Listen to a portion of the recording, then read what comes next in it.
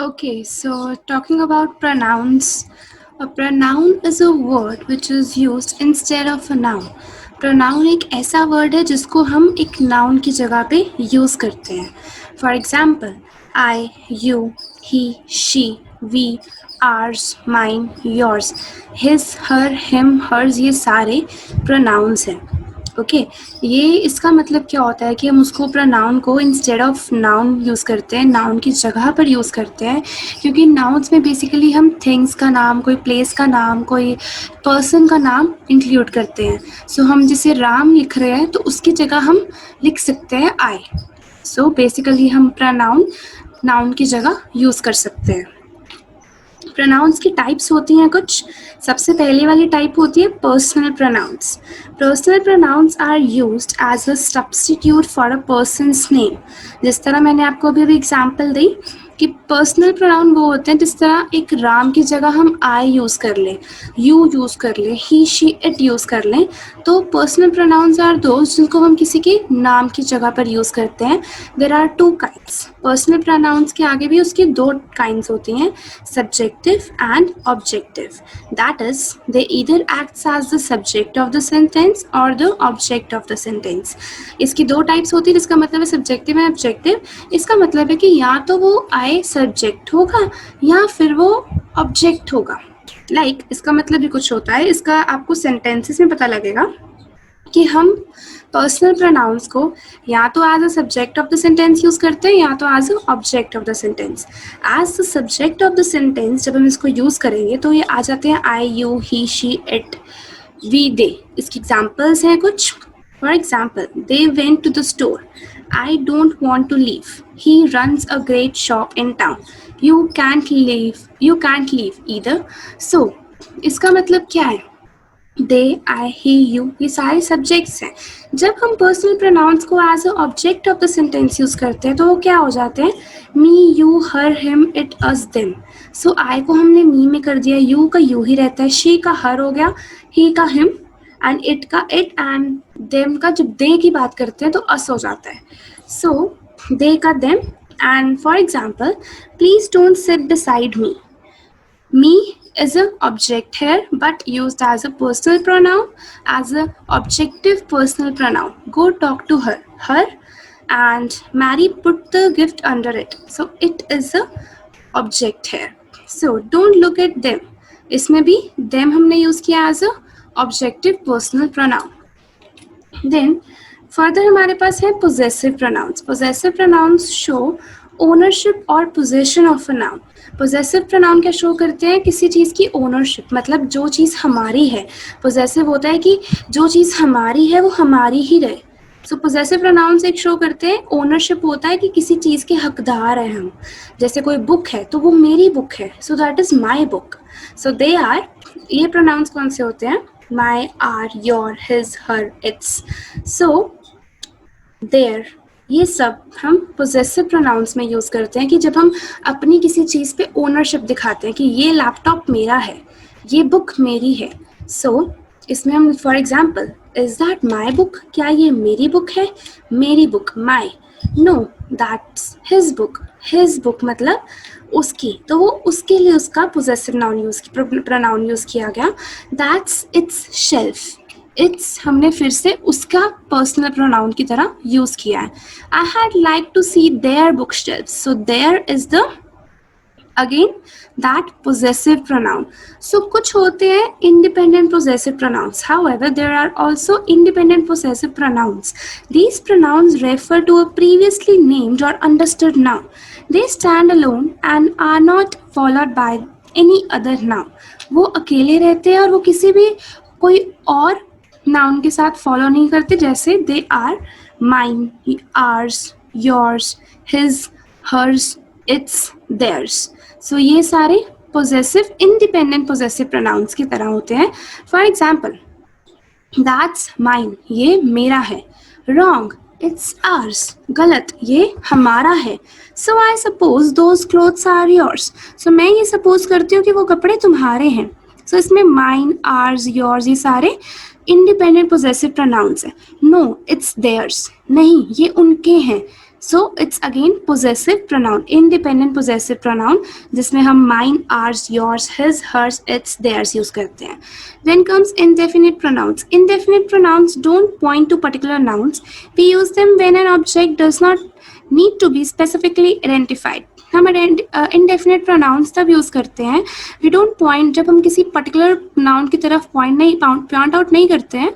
हम इनको यूज़ करते हैं जब एक object को ज़रूरत नहीं होती है स्पेशली आइडेंटिफाई करने की, मतलब स्पेशली पर्टिकुलर उस पर प्रेशर डालने की ज़रूरत नहीं होती है. As such it can remain indefinite. They include few, everyone, all, some, anything, nobody.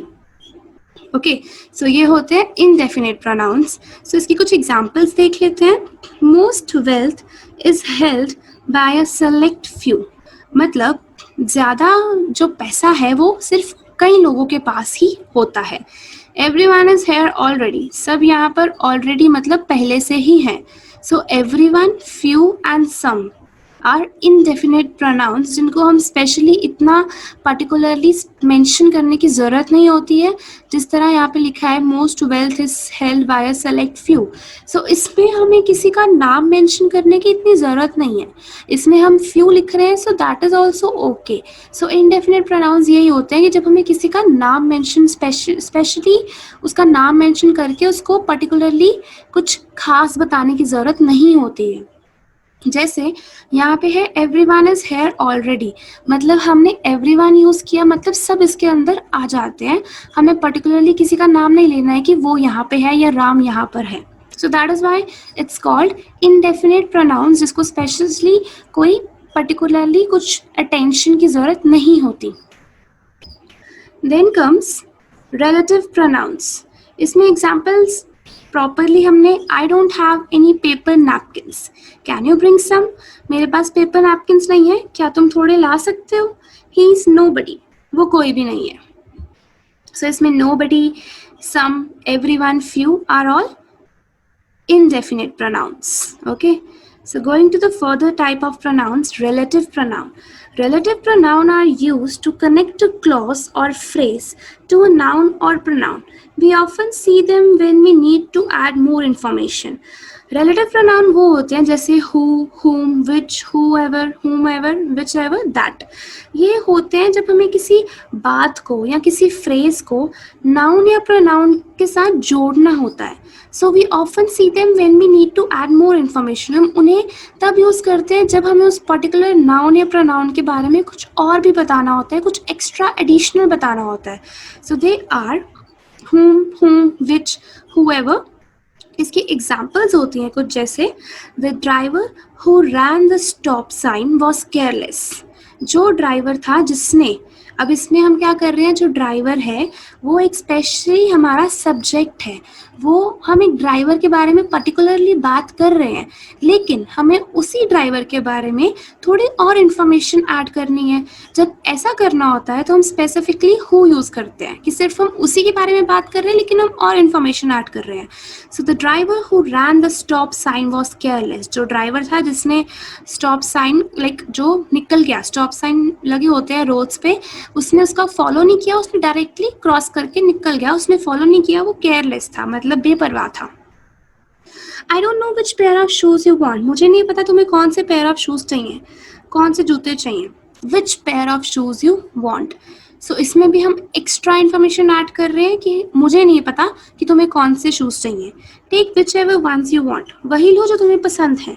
Which ever ones you want, इसमें भी हम स्पेशली उन्हीं की बात कर रहे हैं. नो नॉट दैट वन, नहीं वो वाले नहीं. सो हमने इसमें यूज़ किया ये which, whoever, whomever, whichever, that. सो ये होते हैं रिलेटिव प्रोनाउन, जब हमें किसी नाउन या प्रोनाउन के साथ एक बात जोड़नी होती है, कोई पर्टिकुलरली बात उसके रिलेटेड करनी होती है, सो हम ये लगाते हैं, और जब हमें उसके बारे में कोई स्पेसिफिकली इंफॉर्मेशन देनी होती है. Then comes intensive pronouns. Intensive pronouns emphasize or intensify nouns and pronouns. Typically, we find them right after the noun. They are intensifying. Intensive pronouns वो होते हैं जो emphasize करते हैं, जो जोर डालते हैं या फिर intensify करते हैं. Basically इसका मतलब यही होता है nouns and pronouns जो उनको specifically उनके बारे में थोड़ा और pressurize करके बताते हैं.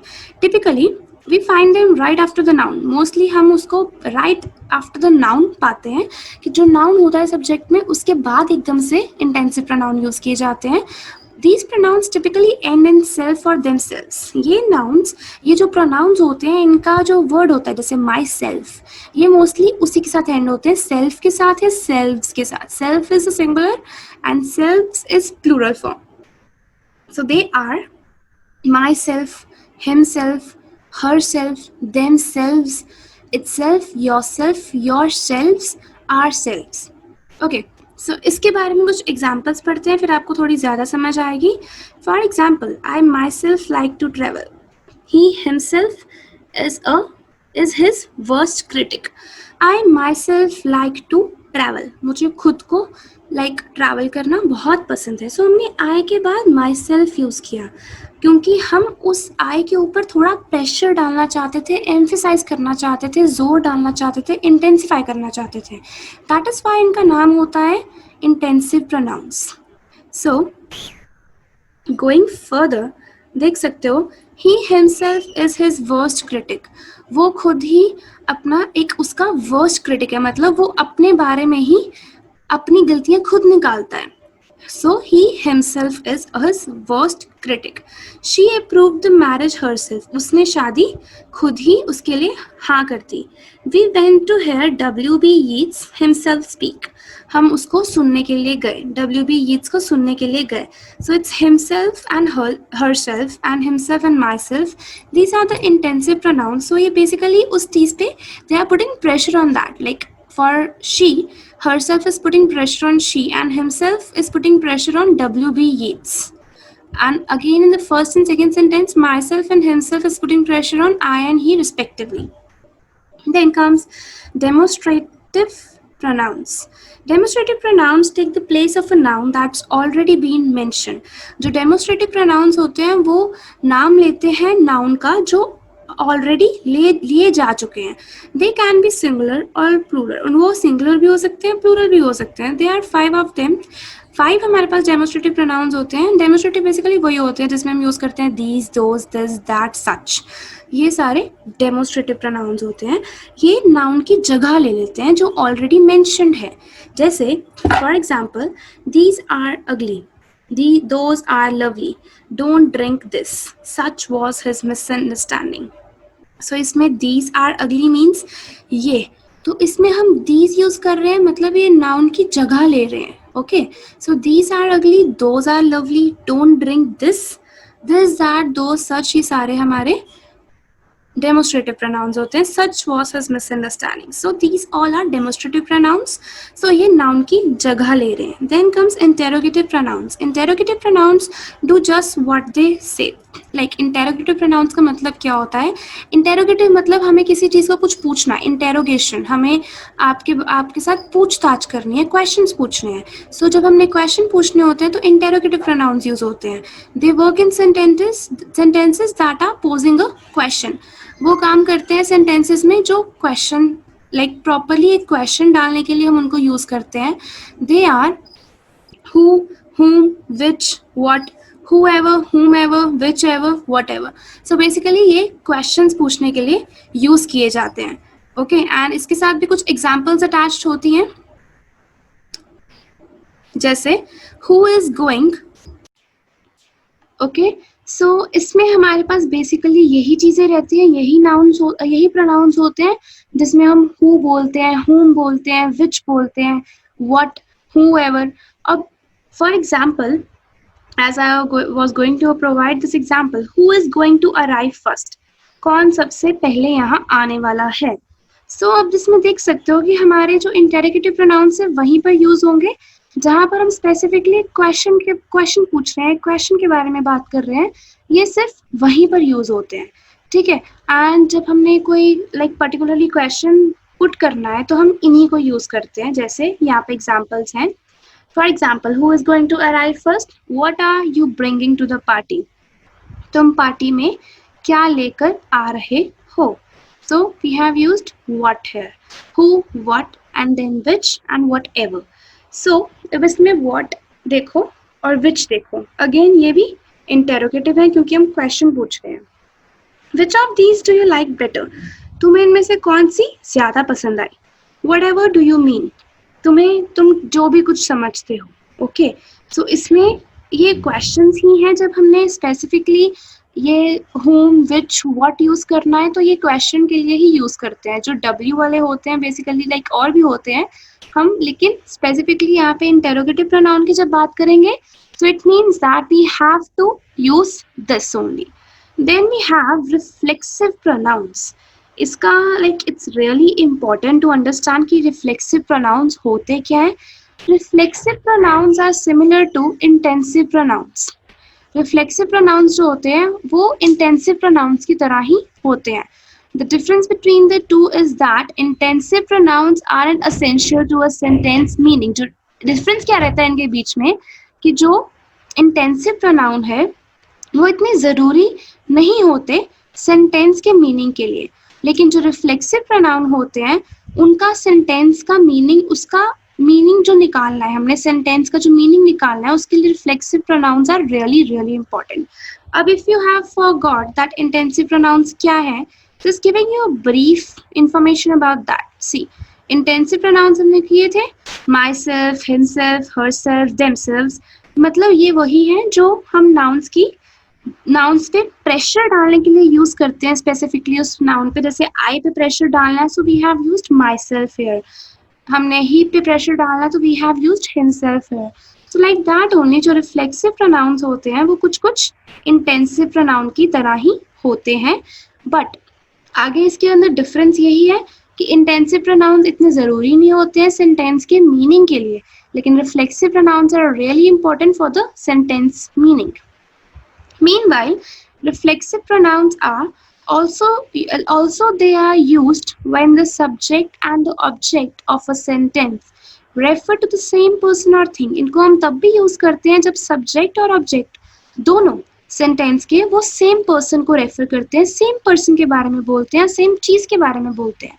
These pronouns end in self or selves. जिस तरह इंटेंसिव pronouns end होते हैं सेल्फ और सेल्फ्स के साथ, उसी तरह ये भी सेल्फ और सेल्फ्स के साथ ही एंड होते हैं. They are myself, yourself, himself, herself, itself, ourselves. Now its selves, yourselves and then themselves. So इसमें इतना आपको जो डिफरेंस है इंटेंसिव और रिफ्लेक्सिव के बीच में वो पता लगेगा एग्जाम्पल्स के साथ. I told myself not to spend all my money on new shoes. अब इसमें आप देख सकते हो कि that we are talking about कि मैंने खुद को कहा कि मुझे अपने सारे पैसे जो शूज हैं उस पर नहीं स्पेंड करने. So next is you are going to have to drive yourself to the restaurant today. तुम्हें खुद से ही चलाकर ड्राइव कर रेस्टोरेंट तक जाना होगा आज. We gave ourselves plenty of extra time. हमने खुद को बहुत सारा टाइम दिया. They bought themselves a new car. उन्होंने खुद को एक नई कार लेकर दी. अब इसमें myself, yourself और जो ourselves और themselves है, आप देख सकते हो if we not put it in the sentence, like take by chance example, I told not to spend all my money on new shoes. You are going to have to drive to the restaurant today. We gave plenty of extra time. They bought a new car. अब इसमें देख रहे हो ये sentences. अब आप देख रहे हो the difference between the two is that intensive pronouns aren't essential to the sentence meaning, लेकिन रिफ्लेक्सिव प्रोनाउन का मतलब क्रिएट करते हैं, लाइक रिफ्लेक्सिव प्रोनाउन ही है जो सेंटेंस का मीनिंग क्रिएट करते हैं. अब जब अगर हम इंटेंसिव प्रोनाउंस पे स्किप करें then you can just see या like it's written I myself like to travel. अगर अब हम यहाँ पे माई सेल्फ ना ऐड करें, we will just take it as I like to travel.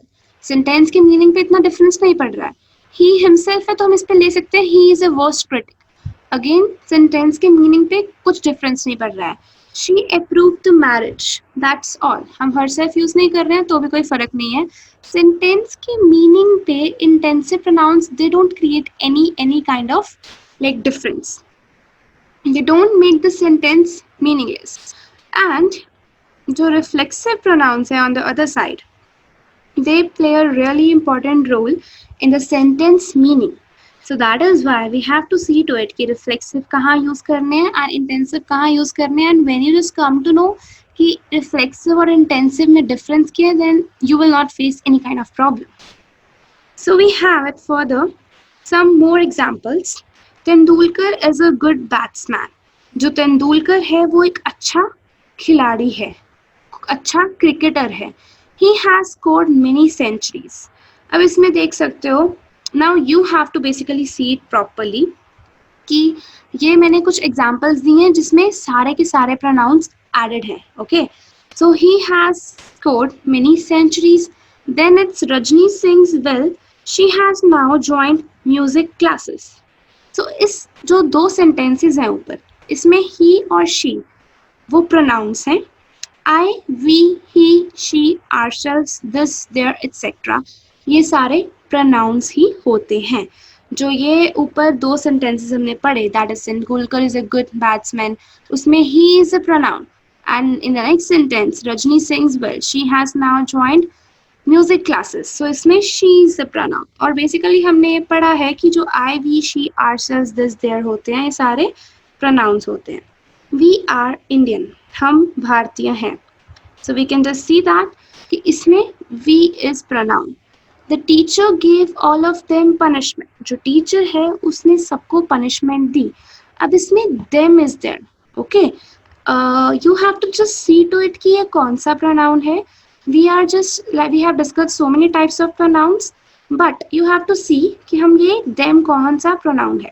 Yeah, when we are talking about personal pronoun, इसमें I, we, they ये सब कुछ आ रहा है. I, you, he, she, it, and then they, I, he, you, ये सब कुछ जो आ रहे हैं ये सारे वही हैं. जब हम ऑब्जेक्ट ऑफ द सेंटेंस के बारे में बात कर रहे हैं, me, you, her, him, it, us, them, आ गया them. So them is also personal pronoun. So just giving you like small hint that जब भी मोस्ट सेंटेंसेस में क्या होता है, जो हमारे पर्सनल प्रोनाउन होते हैं वो ज़्यादा यूज होते हैं as compare to other pronouns. Okay, then we have Tina gave her bicycle to Rina. इसमें her is the pronoun. His car is bigger than ours. उसकी कार हमारी गाड़ी से बड़ी है. So what it means is कि इसमें जो हम आर्स है, राइट, हिज भी आर्स भी ये दोनों ही प्रोनाउन है. We have to just see एक सेंटेंस में दो प्रोनाउंस भी हो सकते हैं. As we are talking about, if we are just skipping to the personal pronoun, you can see that कि एक और दो सेंटेंस, एक सेंटेंस में दो प्रोनाउन भी यूज किए जा सकते हैं. So you don't have to get confused with that thing.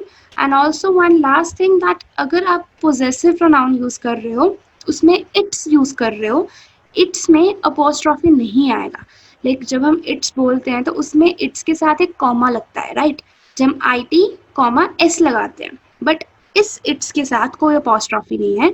इसमें क्या है, इसमें अपोस्ट्रोफी एस कुछ भी नहीं है. इसमें डायरेक्टली हम ऐड कर रहे हैं. जब इट्स यूज कर रहे हैं तो हम पूरा इट्स लेते हैं विदाउट कॉमा.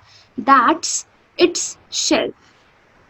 ओके, ये एक निशानी होती है कि ये एक पोजेसिव प्रोनाउन है.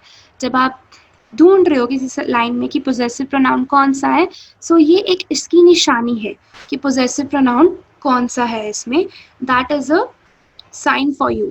जब कॉमा नहीं लगा है तो वो एक पोजेसिव प्रोनाउन है. And there are so many examples actually pronouns की, जिससे आपको क्लैरिटी हो जाएगी. I will just tell you दो सम ऑरली. आपको ध्यान में रखना है कि किस तरह की एग्जांपल्स रहती हैं. Okay, so when pronouns are basically, like I had just told you that pronouns are basically used as mine, yours, his, hers, ours. So ये जब आप देखोगे ना कहीं पे words, so that is a pronoun, you have to just mark it simply. But अगर आपको फिर भी नहीं पता चलता है कि pronouns कौन से हैं in the sentence, then he, she, it, they तो basically use हो ही होते हैं. Then you can just mark it as that. Okay, you don't have to worry about that. So I'll just give you some really good examples orally. Okay, अब pronoun की एक बार हम define देख लेते हैं दोबारा कि pronoun की define क्या होती है. कि that is a word which substitute noun. So I'll just give you example that Barbara drinks a cup of coffee every afternoon.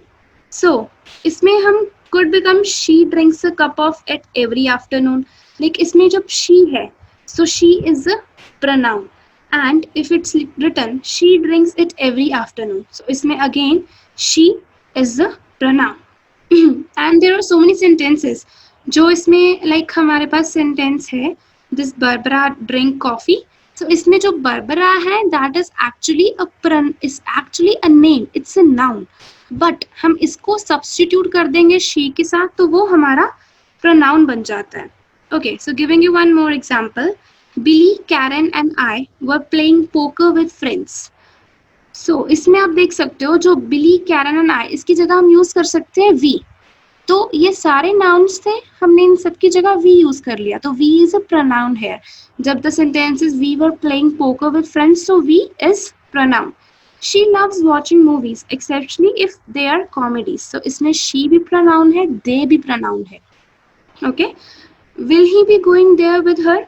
इसमें ही भी प्रोनाउन है देयर भी प्रोनाउन है हर भी प्रोनाउन है. तो ये आप देख सकते हो कि एक सेंटेंस में 3 प्रोनाउंस भी हो सकते हैं. There is no restrictions on that.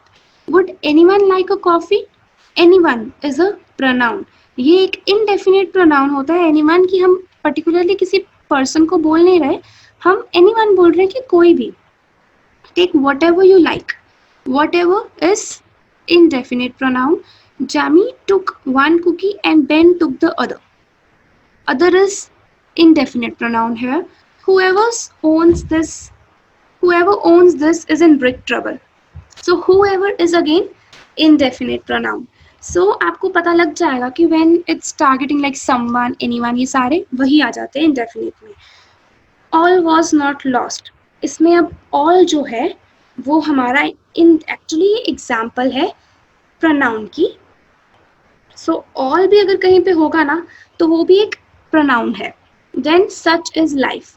सच है वो भी एक प्रोनाउन है. Something tells me this won't end well. अब इसमें समथिंग एंड दिस दोनों प्रोनाउन है.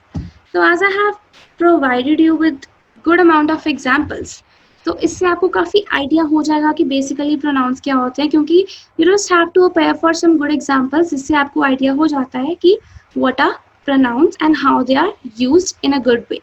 सो that's all for the lecture of pronounce.